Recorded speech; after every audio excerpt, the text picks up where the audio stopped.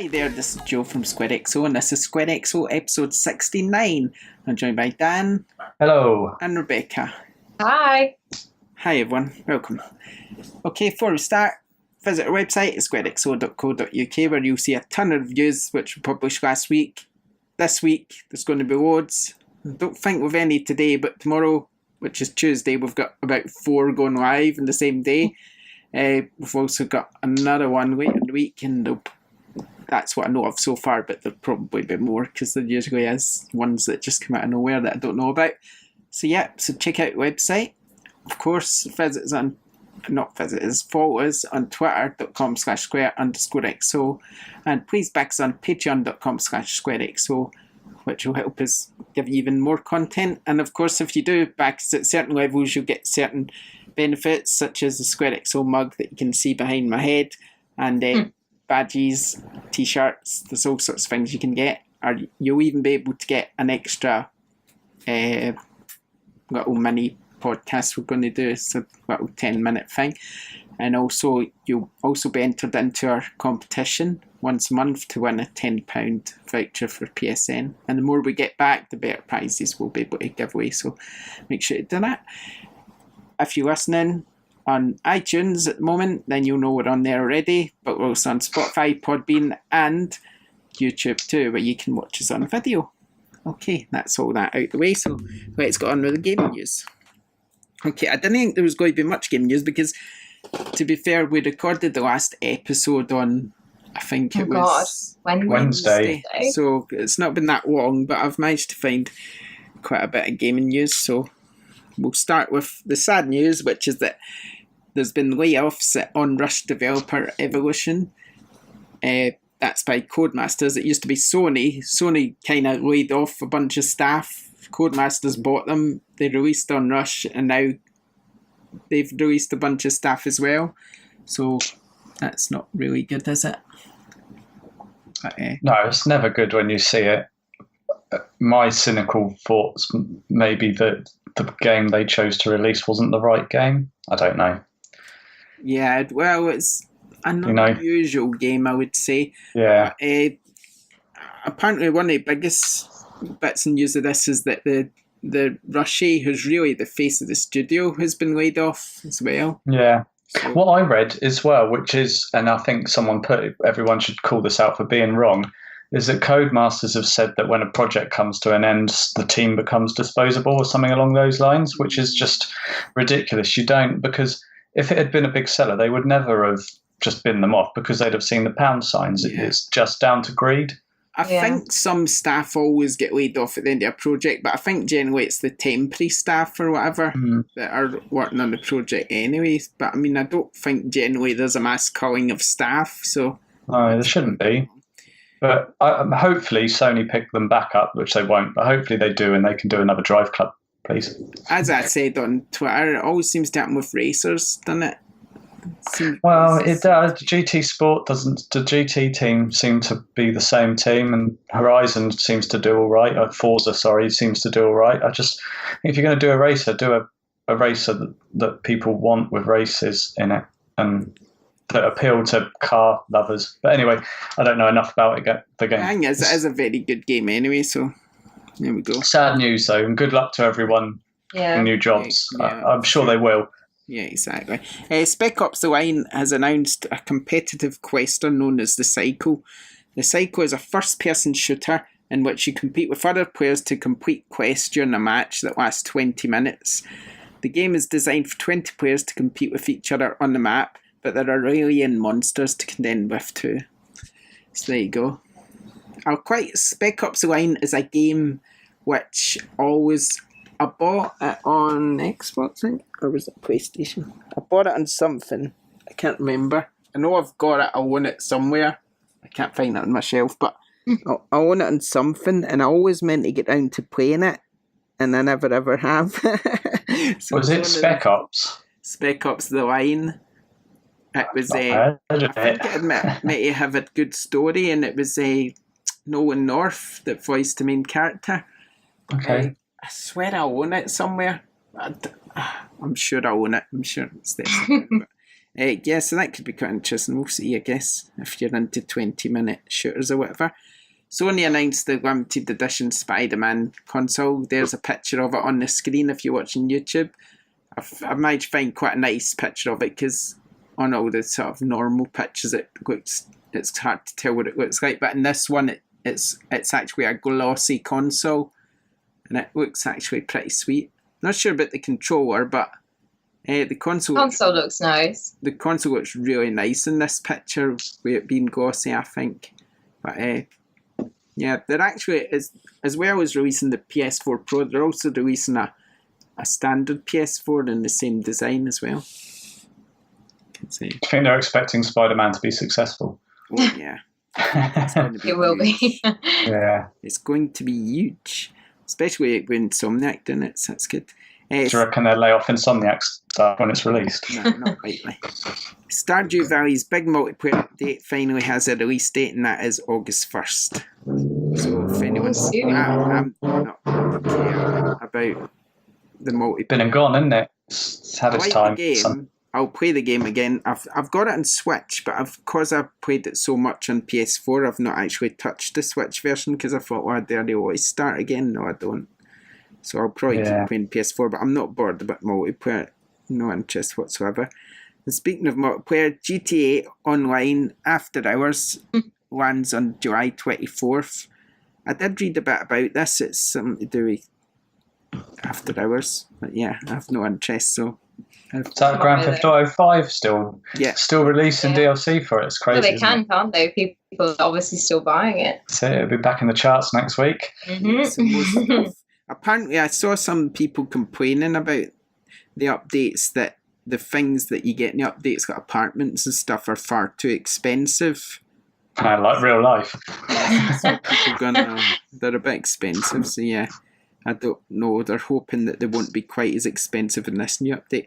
Guerrilla Games wants to release games faster in the future and has got a new headquarters or an expanded headquarters, and there's also a staff expansion plans as well. So they're going for it. They want to. They want to get. Let's hope they make some good games. Yeah, I hope so. I still think Horizon was a good game. So, but I've not played the Frozen Wilds. I own it, I think. Do I own it? Did you get it if you got the special edition? Did you get the expansion for free, did you? I think the complete edition had it in. Yeah, you're right, yeah. I think I've not played Frozen either. Wilds, but I don't know how I got it. I don't know if it's either because I bought the special edition of Horizon, so maybe it came with that or something. It's quite possible, I guess, isn't it? But I don't know. I know I own it, but I've not played it yet, so there we go. And Fallout 76's beta is going to start in October. It comes to Xbox first, then at PC and PlayStation 4 afterwards. And I had to write this news down. Ibrox Park, which for those of you who know nothing about football, is Glasgow Rangers Stadium.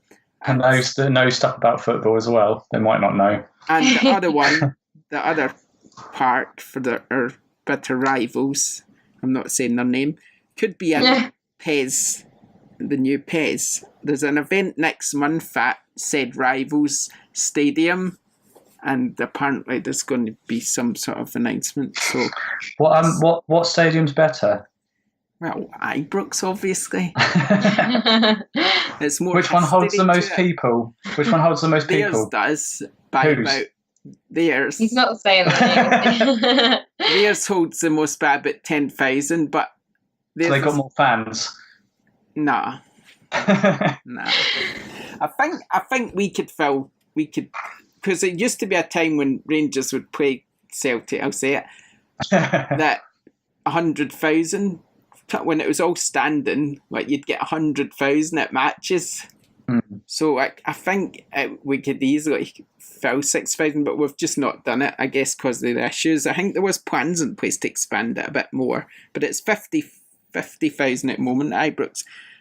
But maybe one day they'll expand it. Ibrox is a better stadium because it's just full of history. It's just the sort of place you walk in the door and it's just soaked in history. it's just one of those type of stadiums that feels really old and sort of proud. So yeah, it's an awesome stadium. Oh, I'd love to play in it in a football match. So because I don't know if it's. I'm sure it was in one years ago. I don't remember 100%, but it's just. I thought you meant real life. I've played at St Mary's in real life football. Nah, I don't. Yeah, I've walked through the tunnel and stuff, but I've never been out on the pitch. But no, it'd be awesome to play it in the game, because St Mary's, is that in any video games? It's in FIFA, I think. It's normally in FIFA. I don't know about PES. Anyway, we're boring Becky again. We keep talking about football. Joe, we should do a football podcast. Yeah, you but should, she talks about Bloodborne and I get bored, so it's just True. so fair. It's revenge. But yeah, we need to do a football podcast, definitely. That'll be funny. But yeah, no, I hope that happens. I'm excited. So there we go. And the charts, of course, Crash Bandicoot. I swear it's Sonic Mania Plus, but what is it? July 21st, yes, the right charts. Crash Bandicoot's number 1, Lego The Incredibles number 2, Sea of Thieves number 3, Minecraft number 4, Sonic Mania Plus has managed to get in at number 5, Forza Horizon 6, God of War 7, The Crew 2 8, FIFA 18 9, and Mario Kart's 10. Where's GTA? It's down 18, but it is there still. It's going to come up next week, isn't it? Yeah, but that thing comes out tomorrow. I was going to say about Sonic Mania Plus that I don't know.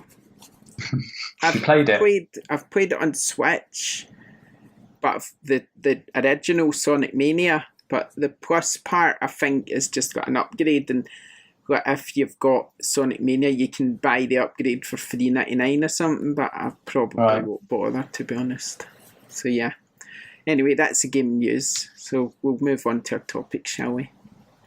Okay, so we are talking about, how did I say it? Gameplay versus narrative versus graphics this week. Is that right? We covered all the bases? I think so, yeah. I've wanted to talk about this for a while, just because there's obviously a lot of games being released now that are very heavily, designed so that the graphics are very realistic, and lots of people seem to immediately go to these games and praise these games initially without even playing the gameplay. So it made me interested to think, out of those 3 categories, what do people want more? Because obviously I like a lot of indie games. Indie games don't always have the most amazing graphics. They're very visual, but they normally display that in a different way. So it's the focus is on the story, the narrative, instead of it being 100% on the graphics, or they use the background graphics and the setting to tell the story rather than having an actual narrative. So the games that I really like to play don't, normally have this triangle of graphics are this good, the story is this good, and the gameplay is this good. They normally sort of lose one of the 3 aspects and just focus on 2 of them, and then tell the story, or, do the gameplay, or even do the graphics in a different way. So I was just interested to know what everyone else thought. For me, it doesn't matter. I don't mind playing a game with graphics that are realistic, the graphics that don't look, like I'm looking at a photo or I'm watching a TV program. But I do like to have a good story. So out of those 3 things, I think story is probably the most important thing to me. I can play pretty much any kind of game, but unless it's got a good story and a good narrative, I really quickly lose interest in it. It needs to have something that keeps me going. So if I get to one, section of the game that's tricky, or one section of the game that's infuriating me, I can go, I want to stick it out because the gameplay and the story are so good. So graphics don't bother me. I'm happy to lose quality in graphics if it means that I can still have a game with a really good story. Gameplay is quite important to me. I don't like playing games where the controls are clunky or if they feel quite heavy. Once again, play lots of indies. I like indie games that are very simple, ones that you can just use 2 or 3 buttons to move, interact with things, and then open the inventory with another one maybe. So I'd say out of the importance for me, it's story, narrative, then gameplay, then graphics. I really could not care less what a game looks like as long as it's got a good story. But yeah, just wanted to know what everyone else thought, really. Well, you say story, gameplay. So yeah, it's basically narrative versus gameplay versus graphics. So yeah, story, gameplay, or graphics. So you could realistically play a game on a mobile phone then? I could do, yeah. If it's got a good story, then I would do it. PlayStation. I would, yeah. You may as well just give PlayStation up. Yeah, and my Xbox as well. I can go. I think all three is quite important to me. I mean, the main thing important to me is the story, because that's really the type of games I like, one with a good, strong story. But I think the graphics is quite important, just to sort of drag you into the story and sort of help sort of take you into that world a bit more. And obviously the gameplay, I don't know, the gameplay, how would that come for me? I mean, obviously I like the gameplay, but I think it's a little less important to me than the story. But I don't know where I would put it between gameplay and graphics, because I think, because I'm really into story games, I think the graphics play a really important part in that for me. Graphics can add to a story, can't they? Whereas a story can't really add to graphics. I mean, imagine you played The Last of Us and it was got in 2D. It just wouldn't be the same, would it? If it's got a pixelated 2D story, it wouldn't work. It wouldn't be the same. So I think graphics is important. I don't necessarily think 4K and 60 frames per second and teraflops, the 2 billion teraflops or whatever, I don't think that's important to me. I could quite happily play a Last of Us on the PlayStation 3, which I did, and think it was amazing. So, on that respect, no, but I still think it plays an important part. It just depends the type of game you're playing, I guess. The Last of Us, I'd say the graphics is more important than the gameplay, personally. Possibly the same way Uncharted, because the gameplay is quite simple, really, isn't it? Whereas the graphics play sort of drag you into it. So I don't know, I'm stuck. But definitely story's my top priority. Gameplay, graphics are about 50-50 each for me, I'd say. I can split them, I don't think, on the fence there. Yeah. You're missing a key point, which is sound. Because, like, you could play a game that might look rubbish, for want of a better word, have a good story, but then the voice acting or the soundtrack make you feel like you're there, or add emotion to it. So soundtrack is probably as important as graphics in some respects. They're probably the same level of thing. But just to throw that out there, because if you played a game on mute, so if you played The Last of Us on mute and it just had subtitles, I don't think you'd have the affinity with the characters that you do when you actually hear their voices. So I think that's quite important. I wanted to raise, because I think story is more important for me as well. I'm not too fussed on graphics. Have you played Thomas Was Alone? No. Yeah, I have. Yeah. Because it's a game about different coloured blocks, and it on a black background. Yet the blocks have so much character because of the voiceover. So it's almost done backwards. So it's almost the graphics have become last or secondary to everything else, but the characters are still memorable and they still have personality. So there's quite a nice twist on it. But it's I think it's also a very good game. Yeah, I'd recommend it, Becky. I think, I'll get into that. I think you'd like it. But I think I'd err on more your side, Becky, that I'm not too fussed about graphics. I think I'd rather play a good game that's enjoyable, regardless of how it looks. The looks can add to it, but if it looks great and plays rubbish, I don't want to keep going on about the same game that I always bash. But if the story's not there to pull you on through it, it could look like the best game ever. But if there's no character in there, then what's the point in playing it? Exactly. So, yeah, it's a tough one. I just think, they're like the icing on the cake. The graphics, I think. I can still eat cake. The focus on the 4K, because then you just know when the PS5 and the Xbox whatever it's going to be called comes out, that they're going to focus on power. So it's got to be all about, this one's more powerful than that one stuff. You get the feeling there's not going to be anything new that sticks out other than the power. It's just the impression I'm getting. So in that respect, I'm just going to get fed up because they'll be going, it's so powerful. Look at how great this game looks. And I'll look at it and I'll think it didn't look different from the one I played on PS4. That's where I start to get annoyed with the graphics side of it. How long ago did The Order come out? Like years. 86. And it looks incredible. It looks incredible. Yeah, it's old. Like, it doesn't. Graphics are always going to get better and better, but there's going to be a point where it plateaus, and it's going to be about experience. Yeah. Exactly. I mean, the experiences and stories definitely the most important part. The graphics and the gameplay, like I said, I just think they're as important as each other, really. But that's from a console gamer's point of view. Maybe if you're playing on a mobile phone or the Switch or whatever, you'd be like, it's not important. But then Switch players would say that, wouldn't they? Because the console isn't a powerhouse. It's not. It's going to be left behind really quickly in terms of things like graphics and stuff. And people's going to realise, this is kind of getting a bit dated now.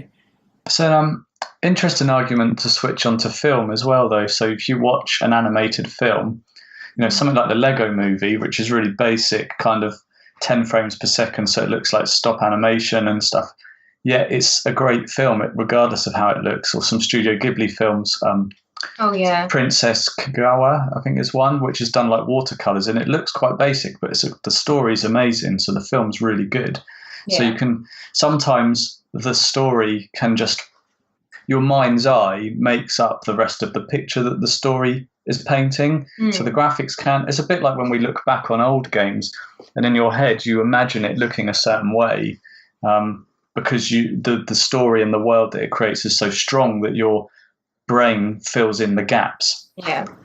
So we're getting to a point where we don't need to do that with games sometimes. So maybe it's difficult to balance because they do look so good. That's where I was stuck, because like I said, it depends on the game. If I think, like I said with Last of Us, I think the graphics is more important than the gameplay, just because it's that sort of movie-like experience that you kind of need to see it as best it can be presented. Whereas if you take something like Stardew Valley, the graphics aren't important at all, really.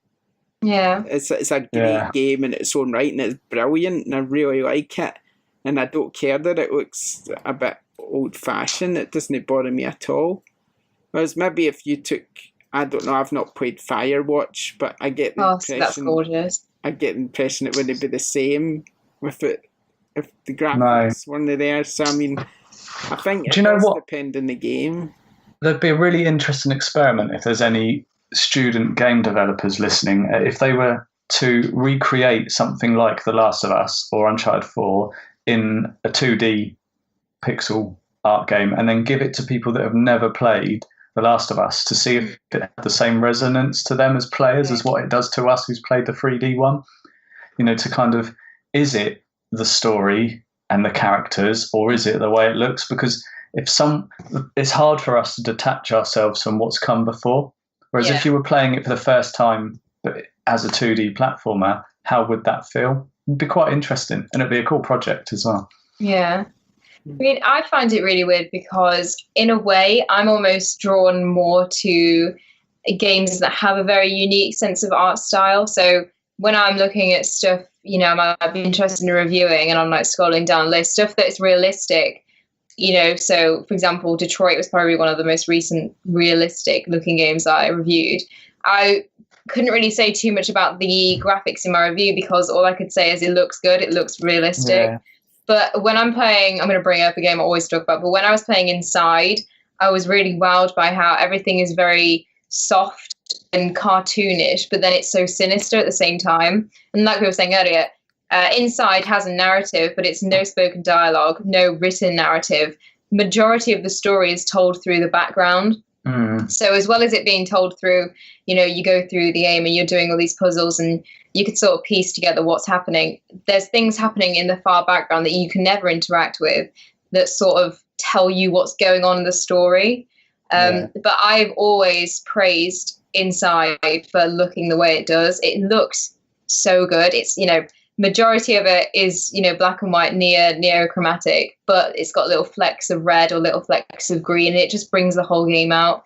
It's really clever. And like I was saying, if I'm looking at a game I want to play or a game I want to review, I'll always look at what it looks like, which is really bad because you don't judge a book by its cover. Yeah. But I'm really drawn towards those quirky styled games that don't have the realism edge, because I always think that, just like you were saying with The Order 1886, we've got realism in video games now. We've got games that look realistic, look like pictures.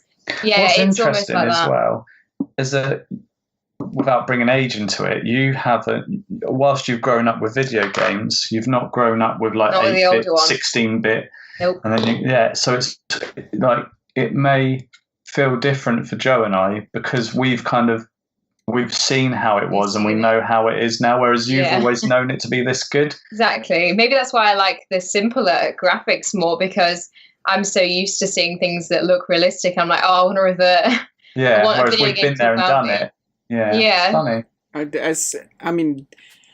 I'm not really interested, because this is a conversation that's a bit mute, I guess, when it comes to we've got it all, so it doesn't really matter. But I think I'm not really that interested in indie games. I love indie never games. Really appealed to me. I like my AAA big budget things. I like it with movies, and I like it with video games. It's just what I like. You like what you like, and I've always liked Sony's releases and some of Microsoft's first party stuff and so on. So I like my story, my graphics, my gameplay. I like them all together to look good. And I'm not saying I don't like indie games. I mean, I mentioned Stardew Valley. Absolutely got hooked in that game for ages.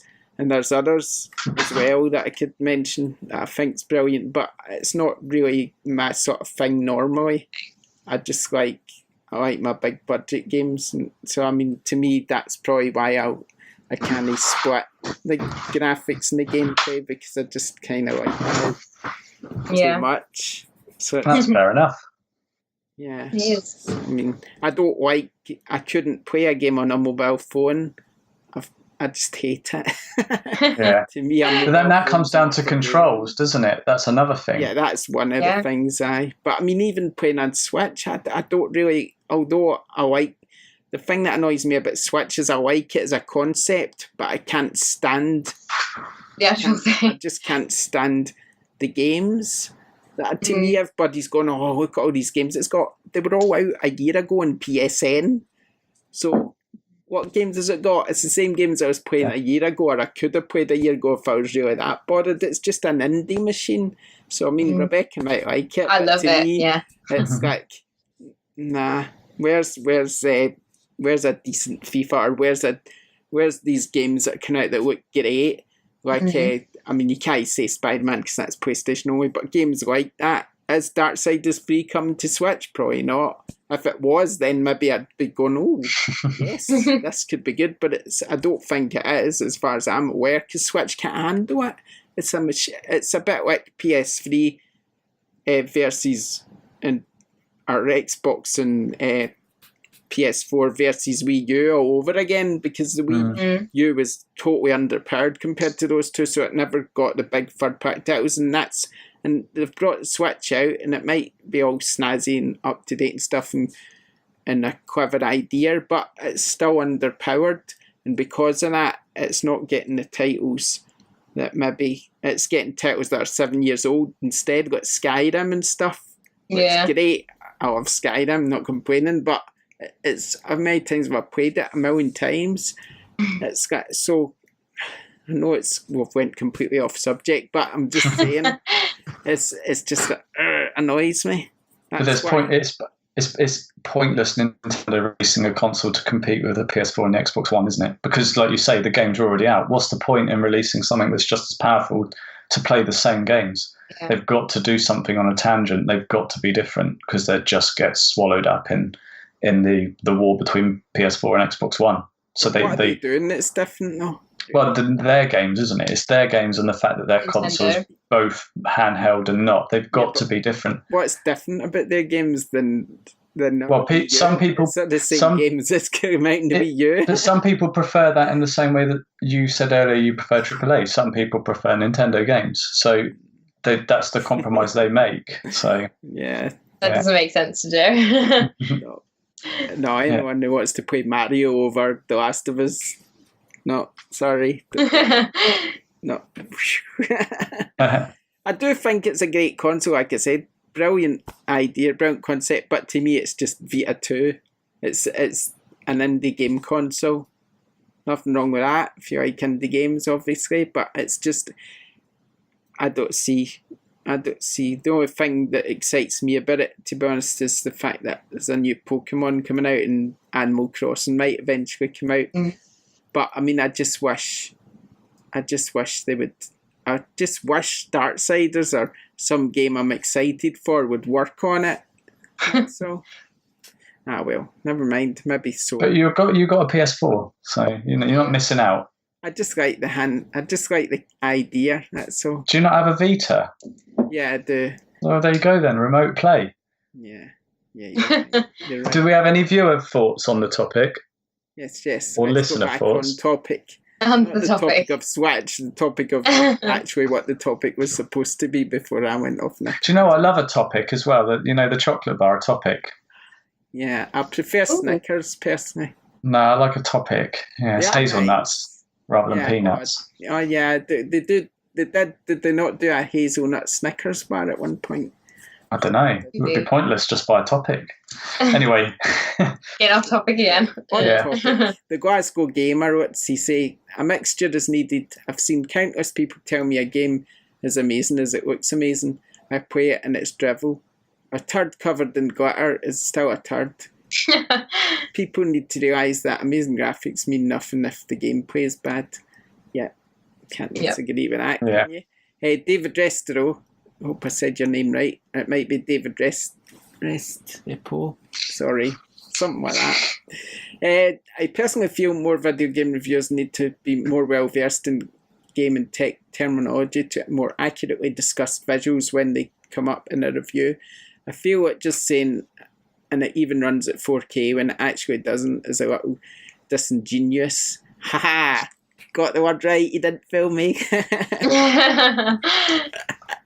Proud of myself now. Yeah. Right. Roberto is home. #StackUp.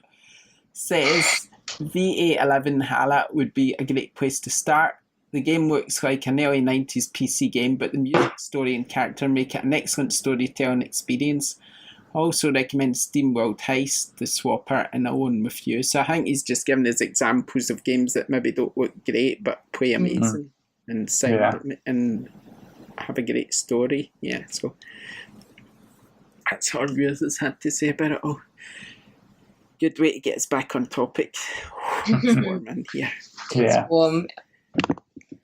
No, I think most people are probably in agreement anyway, and I think it's hard to put your finger on what makes a game good, because it's almost like a special combination, isn't it? Because not every game that comes out is good, and then when something good comes along, it's not good for one reason. It's good because of the mixture of things that it does. Done. Yeah. So okay. Let's move on then. We can talk about our user questions, I guess. Before we do, we've got I reviewed Turbo Chase Horizon Chase Turbo, sorry, and we got a copy to give away. So before we do the next bit, and before we came on Twitter, I did a draw, and the winner is Matt 2004 Hop, I think, on Twitter. So if you're listening, Matt, congratulations, you've won a copy of the game. Drop us a DM, and I'll send you the code across. That's all. Right, as we were talking, some of our questions popped up on the screen in error, so you might have seen them already. All sorts popping up on the screen, to be honest, but we managed technical error. Oh, it's not like Fight Club, is it? Those technical errors, so still. User questions, let's find them. Where are they? There they are, we've only got two. Everyone's on holiday or melted in the sun, have they? we were talking about Bioshock last week, and I forgot I had the figure. Yes, you said on the WhatsApp that you had shelf, and that he's got one of those innocent smoothie hats. Smoothies on his head. Like, that's cool. I like that. It's a bit too hot for a hat, isn't it? Oh, his hat's fell off. Oh God, no, I've lost had it now. him for years. I've had him a long time because I just thought it was a really cool figure, Big Daddy. Okay, here's the questions. We've only got two. Like I say, Nick Buns says, "What is your favourite game where the graphics inform the narrative?" I've already said mine. Yeah, where the graphics inform. Okay, blooming hell. Off the cuff, that's well hard. I should have looked at these questions beforehand. We asked the questions too late. That's why we only got two. You do, yeah. Yeah. I'll just reiterate what I was going to say. Go on, then. So obviously, I'll let you go. I've just mentioned it, but obviously, I like Inside for how it does that. It's a weird world that you're set in inside. You're not really sure if you're trying to break into a place or if you're trying to get away from a place. And as you go through the game, the graphics and the background especially kind of hint at all these things that are going on, and then you get through the game, they become more and more sinister. So I like that it sort of pieces everything together, especially considering that Inside literally does not have any spoken dialogue at all. So the story is delivered through the way that it looks in a way. So yeah, that's mine. I think it's probably one of the only games where I quite enjoy looking at everything in the background. Most games I'll look at them and I'll, observe the background. But for Inside, I think I'd stop in every section and really scrutinize every tiny detail to try and piece together where I was, what was happening. And occasionally you get sections and you're like, oh, hang on, this makes sense. I get a little bit more of the story from looking at that and understanding it. So that's mine. Talked a lot about Inside. Tetris. No. That well-known narrative. Portal 2, maybe. Could you say that? I don't know. It's kind of... Portal 2 is one of those games where... I don't know if it's really... It's got narrative, but... Well, it sort of is, because obviously the narrative's all about escaping, using these puzzles to escape. But there is a story there in the background as well. I don't know. It's a tough one. See, I was thinking everybody's gone to the Rapture, but I'm not really sure, because there's nothing in the world other than just the emptiness. So you kind of piece it together, don't you, by what you see? But you do see the kind of the glow of what was there before. So whether you could argue that was the graphics informing the narrative, I suppose it kind of is, and you kind of make up your own story a little bit, don't you, as you go in, and so maybe that one would be a good shout. Did we get told what his was? No, we did not. I'll see if no, we didn't. We'll have a look. Thomas has asked the question. Cool. What do you think of the limited edition Spider-Man PS4 Pro? As a general point, I don't think. Sorry, that's his opinion. That's his other one. I missed that one. But we'll just read it out anyway. He says he doesn't think graphics matter as much as engaging in appropriate art style.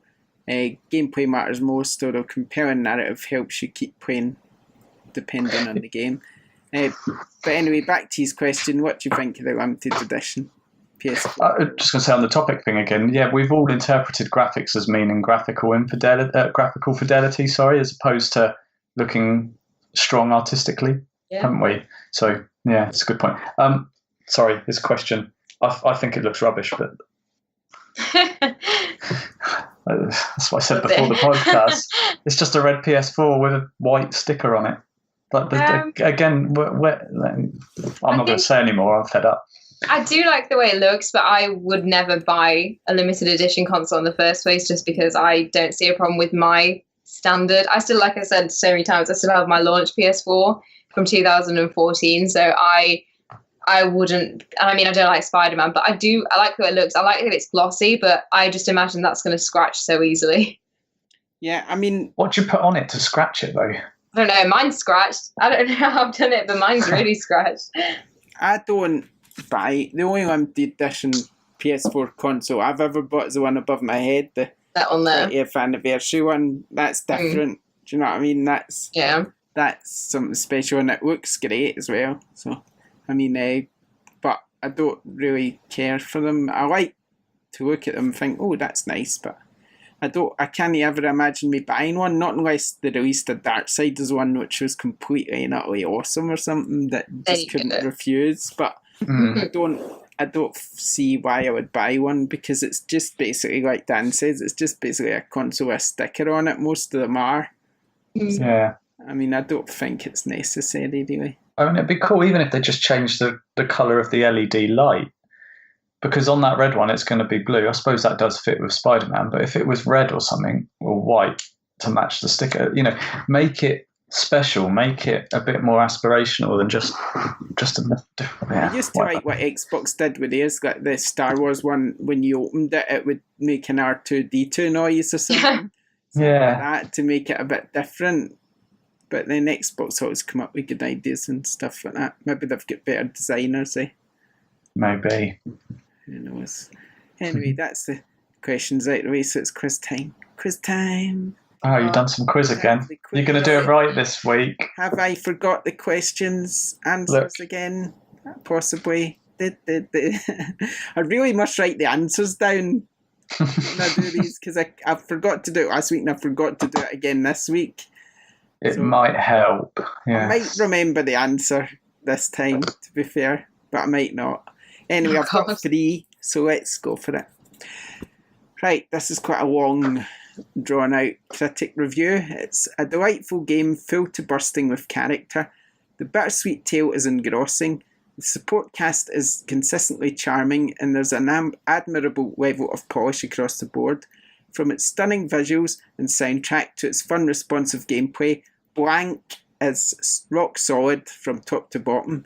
It took them 10 years, but Blank has created one of the best 2D adventure titles in recent memory. And here's the user review. A beautiful, colourful and cheerful game featuring a fantastic soundtrack and smooth gameplay. The game is based on an excellent narrative style. I had to edit that user review because it was terribly written. So, so that might not be what he meant. Always in character. I edited it. So he might have not meant any of that. But yeah. I would have said The Last Guardian before you said 2D. Yeah. Because then you said 10 years and I was like, oh, well, got it. Yep. And 2D. What else has taken 10 years and been 2D? Oh my God. These quizzes make you kick yourself when you actually find out what the answer is. I don't think I played it, so I don't know. I don't know. Oh, I know what it is. I've just found out the answer. Do you think we know what it is? I think one of us has played it, but not necessarily one of us, but one of SquareXO has played it. 2D game. All I think of straight away is Owl Boy, but there's no way that... Yeah. Oh, is it? Is that 10 years in the making? Bloody hell. It's crazy. It's on my playlist. I'm still waiting for a copy to arrive. Well done. There we go then. Right, let's do quiz 2. 1-0. Make no mistake, Blank is one of the best PS4 games on... Oh, sorry. Make no mistake, Blank is one of the best games on PS4, and with the promise of free updates will remain one of the most played games of 2018. I know what this one is. Critic review. User review. Game is amazing. If you're a button masher, you'll absolutely hate it. If you want deep immersive combat that requires forethought and a plan, you'll love it. There is so much diversity and depth in the weapons and environments and in the systems of the game that it can be a little overwhelming at first, but it's worth every bit of time it takes to master them. The user review was better than the critic review. Give him a job. Weapons system fighting game. Is it The Division? No.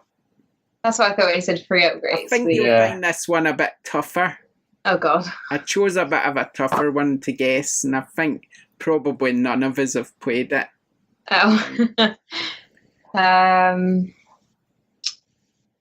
It's not Fortnite. Nah. Make No, we did that last week. Blank is one of the best games on PS4, and with the updates would remain one of the most played games of 2018. No, it's not Fortnite because it says game is amazing. If you're a button masher, you absolutely hate it. Yeah, and it also says best games on PS4. And also it says about diversity and depth in the weapons and environments and in the systems of the game. That's a tough one. I don't no think idea. Let's go get it. Tell me if you give in. I'd give in. Yeah, I think the one I can think is No Man's Sky, but then that doesn't have the weapon. No, you'll be out. No. It was Monster Hunter. Well, I've not played Monster Hunter. I've always wanted to kind of play Monster Hunter, but not yet. Okay, Nicole's played that as well. Need her here. I've got 3 this week, because I thought that second one might have been hard. I wasn't sure if you get the first one or not. The second one, I was pretty convinced you wouldn't get it, but this one I think is a little easier. Yes, it is. A stupidly fun arcade racer that confounded our expectations. Blank is the perfect game for those seeking something immediate, accessible, and effortlessly entertaining. That's the critic review.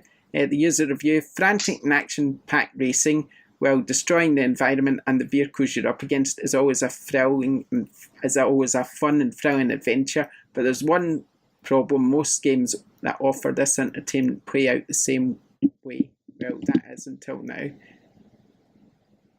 That's on. Is that Onrush? Yeah. Yes. Yeah. I knew you'd get that one. I'd done an easier one on purpose. It was quite obvious, that one, wasn't it? When you said destroy the environment. Yeah, because I was thinking Burnout Paradise to begin with, but then there's no destroying. So I love that game. That's a brilliant game. That is. We've got loads of games to choose from, so we'll never run out of quotes. No. Maybe I should start doing some older ones, because most of the ones I choose are from 2018. Start doing the same games and really throwing us like double bluff. Yeah, and we'll be like, oh, it can't be that because we did that last week. Yeah. Okay. Right. Oh, before we move on, I just want to say, make sure you enter SquareXO July. Just share. I know there's not many new games coming out. Maybe that's why we've not had as many entries as we usually get. But yeah, and a lot of people are away, aren't they? The weather's so good. And it's half term now as well. Yeah, so it's a bit quiet. So you've got a better chance of winning in that case. So, you can win a PlayStation t-shirt, brand new. It's XL, but I'm sure that doesn't matter. Use it as a night dress if it's too big. That's what I do with all my old if I've got a t-shirt that's too big, I just give it to Lisa and she wears it as a night dress. So. So what was I going to say? Enter hashtag Square SQXO July. Share your PS4 screenshots and we'll choose the best ones, and then the best 4 we choose, and then they'll get put to a vote to see who wins. We pick our favourite 4, don't we? They're not necessarily the best. No, they're our favourites. I guess what we deem them to be the best. That's all. Yes, yeah.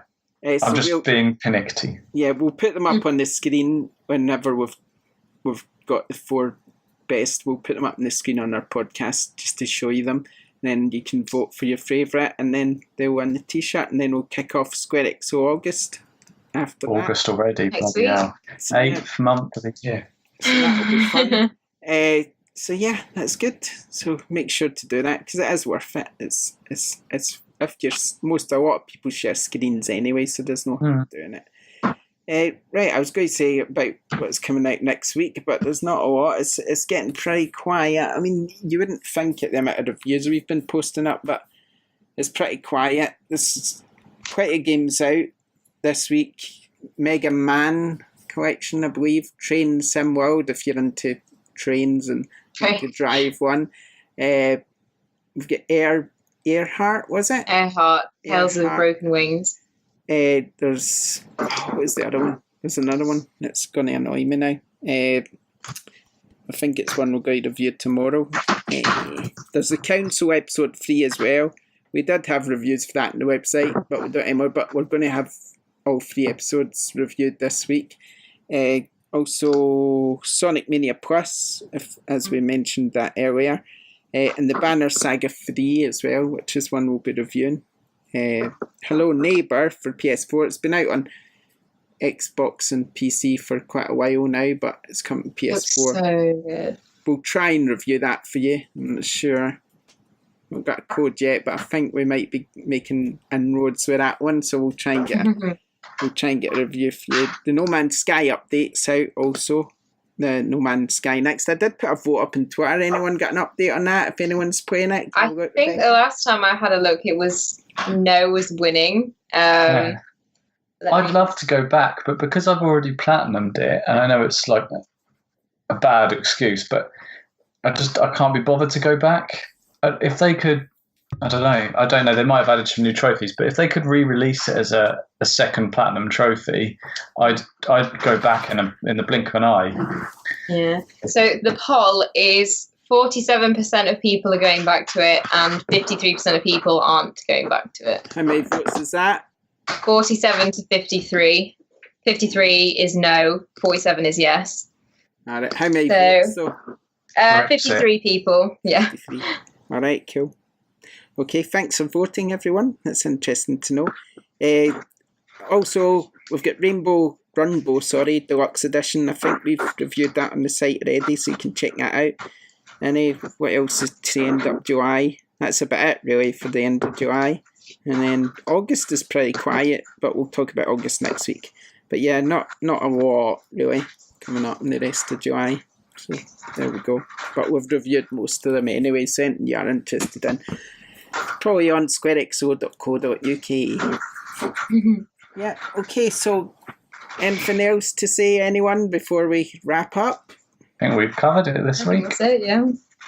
Good stuff then. Well, don't forget, follow us on twitter.com/square_xo, exit patreon.com/squarexo, and visit our website for latest reviews, competitions, and more. We're on iTunes, Podbean, Spotify, and hopefully Google at some point too, but that's another one we're still working on. But we'll be everywhere soon. Taking over the world.